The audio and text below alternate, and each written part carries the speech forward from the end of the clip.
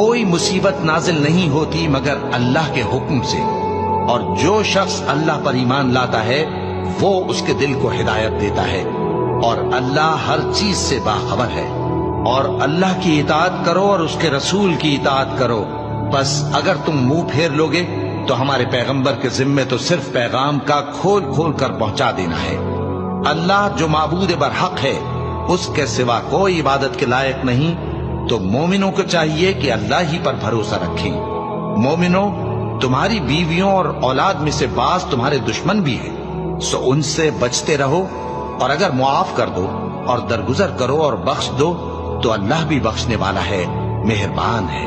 تمہارا مال اور تمہاری اولاد تو آزمائش ہے، اور اللہ کے ہاں بڑا اجر ہے، سو جہاں تک ہو سکے اللہ سے ڈرو اور اس کے احکام کو سنو اور اس کے فرمانبردار رہو اور اس کی راہ میں خرچ کرو،